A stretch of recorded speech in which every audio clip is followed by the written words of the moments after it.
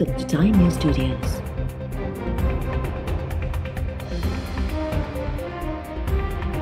You are watching 3 p.m. Bulletin. Party हाणे PTM जो हिस्सो नाहे। मुंहिंजे ख़्याल में पीपल्स पार्टी जे मामले ते ॻाल्हाइणु न घुरिजे।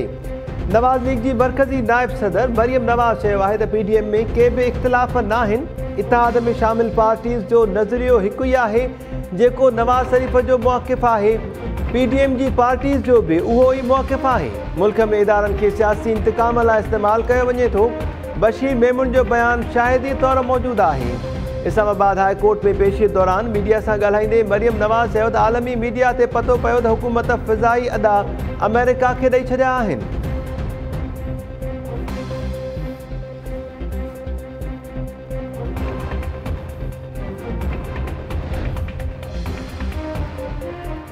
ॾहरकी ट्रेन हादसे में फौत थियल वधीक 7 मुसाफ़िरनि जी सुञाणप थी वई। रहीम यार ख़ान अस्पताल में सुञाणप बाद फौतुनि जा वारिस मढ़ खणाए विया। रेलवेज़ वारे वफ़ाक़ी वज़ीर आज़म सवाती चयो आहे त ट्रेन हादसे में 63 शहरी शहीद 107 ॼणा ज़ख़्मी थिया। शहीदनि जे वारिसनि खे 15-15 लख रुपया ऐं ज़ख़्मियुनि खे इलाज जे लाइ 3-3 लख रुपया ॾिना वेंदा। हादसे जा 20 ज़ख़्मी मुख़्तलिफ़ अस्पतालनि में दाख़िल आहिनि।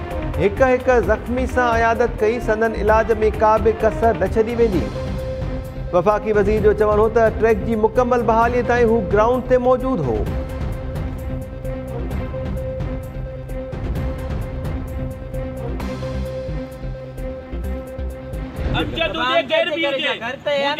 मुझे घर ते जेको आया आहिनि मां इन शइ जी मज़म्मत कयां थो। जेके बि आया आहिनि मां उन्हनि ते FIR कटाईंदुमि, मां पिटीशनियूं दाख़िल कराईंदुमि, मां छॾींदुमि कंहिंखे बि कोन। बदमाशी कई अथऊं को मां दहशतगर्द या को मां चोर न आहियां। SHO मरवत ते ऐं इरफान बहादुर SSP ते असां पटिशन दाख़िल कंदा। तव्हांखे किथे रखियो बॾी? मूंखे मलीर कैंट में रखियो अथऊं। तव्हां इन दौरान किथे को तशद्दुद वग़ैरह को शहीद बाबा शहीद थी वियो सिंधी क़ौम जे करे, शहीद चाचू शहीद थी वियो सिंधी क़ौम जे करे। असां हे जेके दुख सहूं था पिया सिंधी क़ौम जे करे, पर सिंधी क़ौम अलाए छो चुप आहे। बाबा ऐं चाचा सिंध लाइ शहादत ॾिनी। असां ते ॾुखियो वक़्तु आयो त सिंधी क़ौम चुप आहे। हौसला बुलंद आहिनि। आख़िरी पसाह ताईं सिंध जे हक़नि लाइ जंग जोटींदासीं। आउं को चोर या धाड़े न आहियां जो घर ते चढ़ाई करे बदमाशी कई वई। जसकम चेयरमैन तरफ़ां SSP मलीर ऐं हद जे SHO ख़िलाफ़ केस दाख़िल कराइण जो ऐलान। अदालत ॿाहिरां टाइम न्यूज़ सां ॻाल्हाईंदे सनान कुरैशी चयो आहे त साईं GM सैयद जे अदम तशद्दुद वारी वाट ते हलूं था, पोइ बि कार्रवायूं कयूं वयूं। धरणे दौरान हंगामा कंदड़नि खां लातालुकीअ जो इज़हार कयो ऐं अॼु बि हमलनि जी मज़म्मत कयूं था। फ़ोन करे घुरायो वञे हा तॾहिं बि पेश थिया हा। घरनि ते ईअं चढ़ायूं थियूं जो ॼण दहशतगर्द हुजां। हिरासत दौरान बदतरीन तशद्दुद कयो वियो। घरनि ते चढ़ाइनि ऐं बदमाशीअ खे कंहिं बि सूरत में बर्दाश्त न कयो वेंदो। बख्तरबंद गाॾी में वेठल सनान कुरैशी तरफ़ां वकीलनि ऐं कारकुननि सां कचहरीअ दौरान टहकड़ा। वली जेको रिमांड वठनि था त वठनि, वली जे न त जेको आहे होॾे बचा जेल बकाली इहे आहिनि, ॿिए जेल न वेंदो मां। हक़ कजाए बाबा, हक़ कजाए वाह भॼी वियो आहे दादा।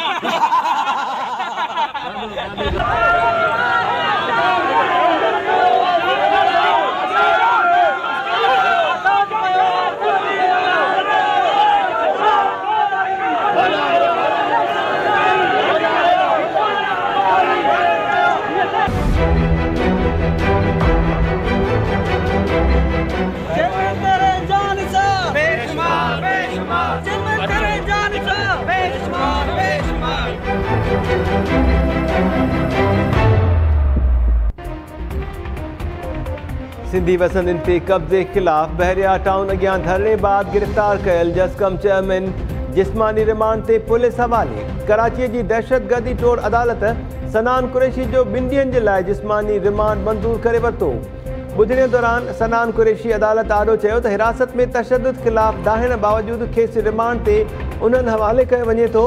तशद्दुद बाबति जज जे सवाल ते सनान कुरैशी चयो त अखियूं बंदि करे तशद्दुद कयो वियो हो। धरणे बाद बसिस मां लाहे गिरफ़्तार कयल 120 क़ौमी कारकुन 14 ॾींहंनि जी अदालती रिमांड ते जेल हवाले। मलीर कैंट जी पुलिस बख्तरबंद गाॾी ज़रिए जसकम चेयरमैन खे अदालत पहुचायो। पुलिस बख्तरबंद गाॾीअ में ई सनान कुरैशी ऐं संदसि भाउ कोसैन कुरैशी जी मुलाक़ात कराई। मुलाक़ात दौरान बख्तरबंद गाॾी जो दर बंदि कयो वियो। बख्तरबंद गाॾीअ में सनान कुरैशी खे नंढे भाउ प्यार मंझां मिठी ॾिनी।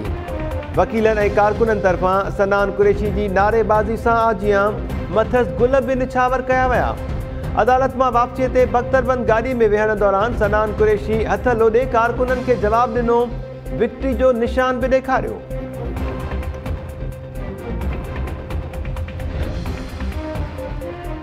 बहरिया टाउन ख़िलाफ़ एहतिजाज कंदड़ क़ौम परस्त क़यादतनि ख़िलाफ़ गडाप थाणे ते वधीक 6 केसिस दाख़िल। FIR जो अंगु 18 थी वियो। केसिस में जस्कम चेयरमैन सनान खान कुरैशी, STP सरबराह डॉक्टर कादिर मक्सी, SUP सरबराह जलाल महमूद शाह, ख़ालिक जुड़ेजो समेत 500 ॼणा नामज़द। GSN महाज जो चेयरमैन रियाज़ चांडियो ऐं लेखक गुल हसन कलवती हिफ़ाज़ती ज़मानत लाइ कराचीअ जी अदालत पहुची विया। पुलिस ऐं रेंजर्स जो धरतीअ धड़नि ख़िलाफ़ क्रैकडाउन। मलीर जे गुलशन हदीद में जस्कम चेयरमैन सनान कुरैशी ऐं शहीद बशीर कुरैशी जे घर ते हिकु भेरो ॿीहर चढ़ाई। 30 खां वधीक अॻवान ऐं कारकुन गिरफ़्तार। शहीद बशीर कुरैशी जे पुटु कोसैन कुरैशी चयो आहे त अहलकारनि घर में संदसि नंढे भाउ सूधो ॿियनि भातियुनि खे तशदुद जो निशानो बि बणायो। हैदराबाद, टंडोजाम, मीरपुर ख़ास, सिजावल, ठट्टो ऐं ॿियनि शहरनि में बि क़ौम परस्त कारकुननि ख़िलाफ़ कार्रवायूं। जस्कम, STP, SUP ऐं ॿियनि क़ौम परस्त पार्टीज़ जा केतिरा ई कारकुन गिरफ़्तार। जस्कम जे सीनियर अॻवान डॉक्टर नियाज़ कालानी चयो आहे त पुलिस ऐं रेंजर्स जी कार्रवायुनि सां क़ौमी कारकुननि जा हौसला कमज़ोर नथा थी सघनि। JUI अॻवान राशिद महमूद सूमरो तरफ़ां क़ौम परस्त क़यादत ऐं कारकुननि ख़िलाफ़ केसिस तोड़े गिरफ़्तारियुनि जी मज़म्मत।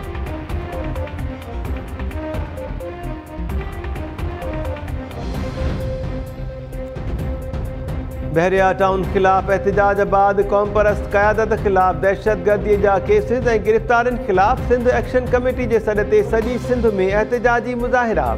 कराची, मलीर, हैदराबाद, टंडोजाम, मीरपुर ख़ास, ठट्टो, सिजावल, बदीन, लाड़कानो, खैरपुर, बोरो, नौशहरो फेरोज़, सखर, शिकारपुर, कंधकोट, कशमोर, घोटकी, मीरपुर माथेलो में एहतिजाजी मुज़ाहिरा।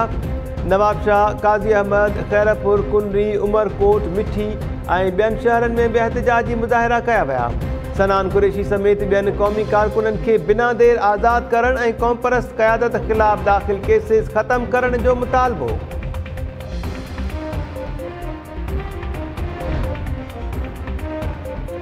सांगड़ में करप्शन रेफरेंस में DFC सूधो 6 जवाबदारनि मथां फ़र्दे जुर्म लागू।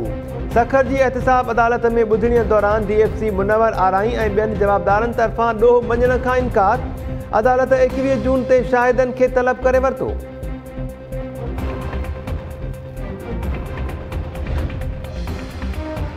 सिंध जो वॾो वज़ीर सैयद मुराद अली शाह 3 ॾींहंनि जे निजी दौरे ते अमेरिका रवानो थी वियो। तर्जुमान मूजिबि मुराद अली शाह आचर जी राति जो वापसि कराची पहुचंदो।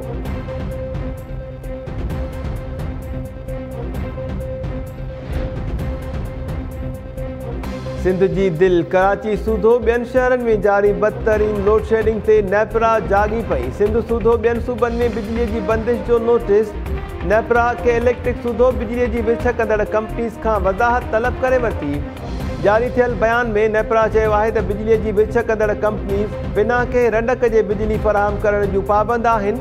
के इलेक्ट्रिक जे सरबराहनि सूधो समूरनि डिस्ट्रीब्यूटर्स खे जुमे ते तलब कयो वियो। बिजलीअ जी बंदिश ऐं अणएलानियल लोड शेडिंग ते वज़ाहत करण जी हिदायत।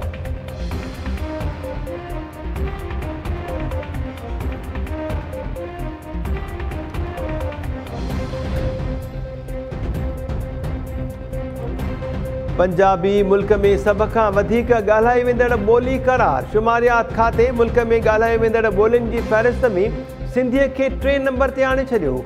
पश्तो 2 ऐं उर्दू 4 नंबर ते करार। शुमारियात खाते तरफ़ां 2017 में थियल आदमशुमारी जा ॿोलीअ वारा अंग अखर जारी। मुल्क जी कुल आबादीअ जे 37.78% पंजाबी ॿोली ॻाल्हाईंदड़ शहरी करार। शुमारियात खाते दावा कई आहे त मुल्क में 14.57% माण्हू सिंधी ॿोली ॻाल्हाइनि था।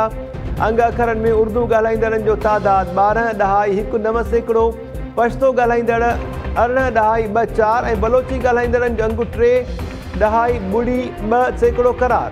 शुमारियात खाते जो चवणु आहे त सिंध सूबे जी कुल आबादीअ में 16.60% सिंधी ॻाल्हाई वञे थी। मुल्क में सिराइकी ॻाल्हाईंदड़नि जो अंगु 12 ॾहाई 1.9%, हिंदको 2 ॾहाई 4.4% ऐं ब्राहवी 1 ॾहाई 2.4% ॻाल्हाई वेंदड़ ॿोली करार।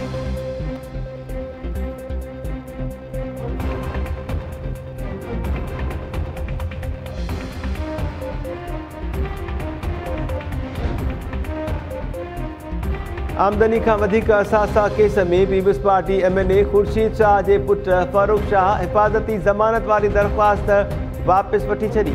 सुप्रीम कोर्ट तरफ़ां फारूक शाह खे 3 ॾींहनि अंदरि एहतिसाब अदालत आॾो पेश थियण जो हुकुम। NHA में करप्शन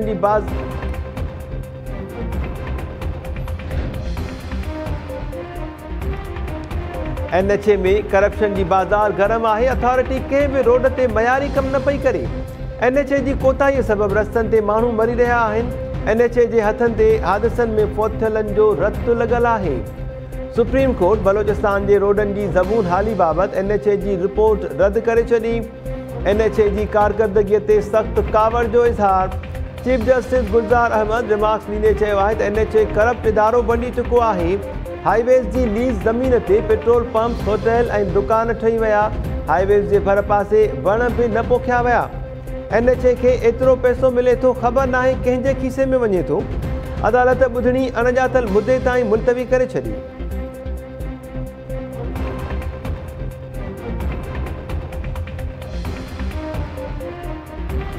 तू अगर वापस जाना चाहती है, ये तेरे वालिदैन हैं, ये तुझे लेने के लिए आए हैं। अगर तू वापस जाना चाहती है तो हमारी तरफ से कोई एतराज नहीं। अगर तू नहीं जाना चाहती तो तुझे जबरदस्ती कोई नहीं लेगा। फैसला तेरे ऊपर है। ये परेशानी छोड़ी, भली बात है, परेशानी छोड़ी। बस दिल न थी मने इन करे वापसी पिया वञूं, न कोई ज़बरदस्ती न आहे। ये सभिनी इन्हनि जे परिवार खे जॾहिं असां घुरायोसीं, इन जे वालिदैन खे, छोकिरे जे वालिदैन छोकिरे सां मुलाक़ातूं कयूं, छोकिरी वारनि सां मुलाक़ातूं कयूं। जॾहिं इन्हनि जूं पाण में मुलाक़ातूं थियूं काफ़ी देरि ताईं, आख़िर में हिननि इहो फ़ैसिलो कयो त असां वापसि वञणु चाहियूं था पिया। दीन में कंहिं क़िस्म जी को ज़बरदस्ती कोन्हे। अगरि को क़बूल करणु चाहे थो पियो त वेलकम। त मां त हिन जे ॿियनि बिरादरी वारनि खे बि चयो जेका हिते वफ़द जी सूरत में आया मिलनि। मां चयो जेकॾहिं तव्हां ख़ुशी सां इस्लाम क़बूल कयो त तव्हांखे इस्लाम जी दावत आहे।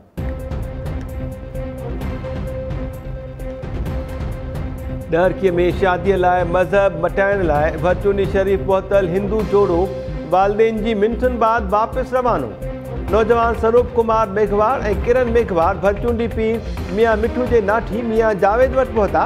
नारी ऐं नौजवान जा वालदेन बि भरचूंडी शरीफ़ पहुची विया। इलाज मिंटनि बाद जोड़ो वापसि रवानो। जोड़े जो चवणु आहे त मज़हब तब्दील करण लाइ आया हुआसीं, वालदेन जे अचण ते वापसि वञी रहिया आहियूं। मियां मिठू जे नाठी मियां जावेद चयो आहे त इस्लाम में ज़ोर ज़बरदस्ती नाहे। जोड़ो रज़ा ख़ुशीअ सां आयो ऐं पंहिंजी मर्ज़ीअ सां वापसि हलियो वियो।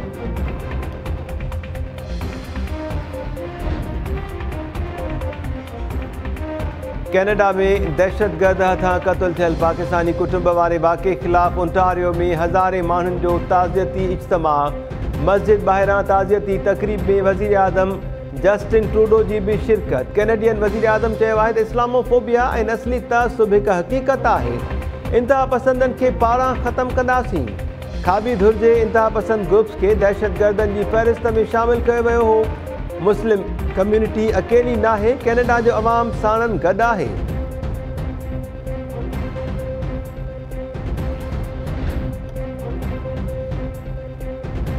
पाकिस्तान में कोरोना वैक्सीन जा 1 करोड़ डोज़ लॻी विया। National Command and Operation Centre जे सरबराह वफ़ाक़ी वज़ीर असद उमर चयो आहे त ख़तरो अञा टरियो नाहे। कोरोना जी 3 लहर खे मुंहुं ॾियण लाइ जेके क़दम खयां उन जो मस्बत नतीजो आयो। डिसंबर ताईं 7 करोड़ शहरनि खे वैक्सीन लॻाइण जो हदफ़ आहे।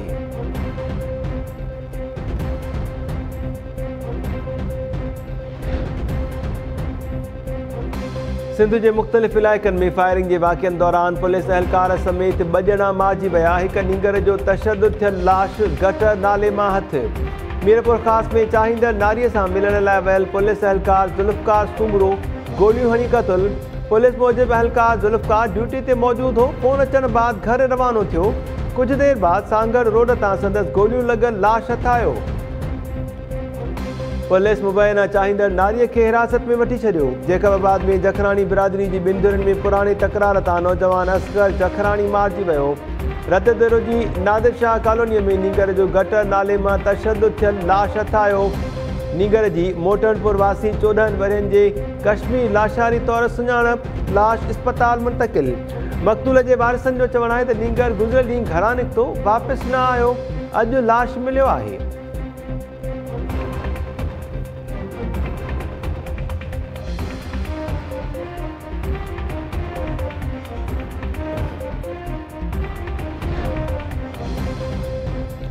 सिंध गवर्नमेंट ग्रैंड अलायंस के सॾ ते कराची प्रेस क्लब अॻियां समूरनि खातनि जे मुलाज़िमनि जो एहतजाजी मुज़ाहिरो। एहतजाज में औरत मुलाज़िमनि जो वॾो अंगु शरीक। पघारनि में 25% वाध ऐं ग्रुप इंश्योरेंस की रक़म रिटायरमेंट वक़्तु ॾियण जो मुतालबो।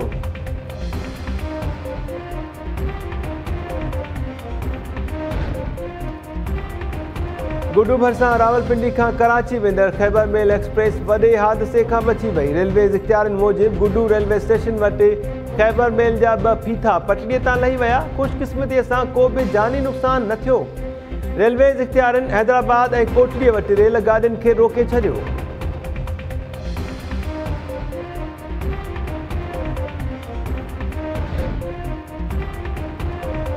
बदीन में पानी खोट खिलाफ आबादगारनि तरफ़ां हैदराबाद में सीडा ऑफिस ताईं पैदल लॉन्ग मार्च शुरू। ज़िलो बचाव कमेटी के सॾ ते निकितल पैदल मार्च में सभई आबादगार ऐं शहरी शामिल।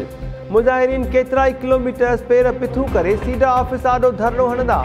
मुज़ाहिरीन जो चवणु आहे त पुछड़ीअ में 4 महीननि खां पाणी अणलभ आहे, ज़मीनूं बंजर थी रहियूं आहिनि, नोटिस वरितो वञे।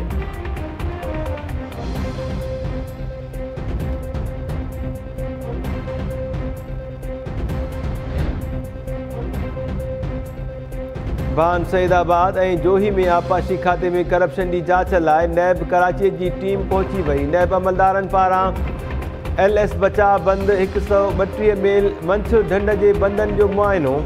जोही में नैब टीम FP ऐं गाज ड्यूरेशन बंद ते पहुंची वई।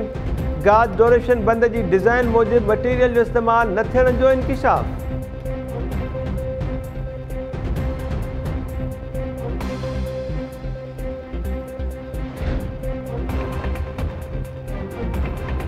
कुंडी में 4 ॾींहं अॻु मुबैना अगवा थियल हिंदू नींगरी अनिका मेघवार के वारिसनि जो धरणो। वालदेन बेहोश। मुज़ाहिरीन जो चवणु आहे त 4 ॾींहं अॻु जवाबदार न्याणीअ खे अगवा करे विया, खेसि बाज़ियाब करायो वञे। पीपल्स पार्टी अॻवान राहुल जीवन ऐं SHO मुज़ाहिरीन वटि पहुची धरणो ख़त्म करायो।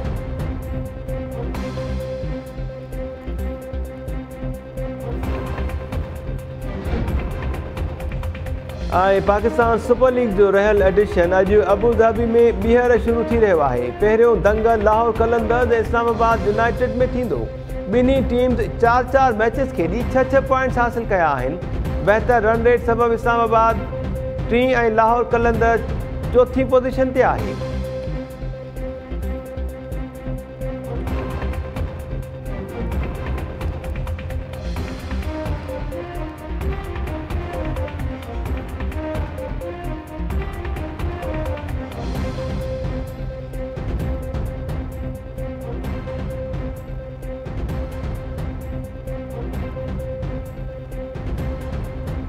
अस्सलाम वालेकुम नाज़रीन, टाइम न्यूज़ में अवांखे भलीकार चऊं था। मां आहियां महताब अली नूर। हेडलाइन्स हमारी थियूं, बुलेटिन सां गॾु हाज़िर थियूं था शॉर्ट ब्रेक।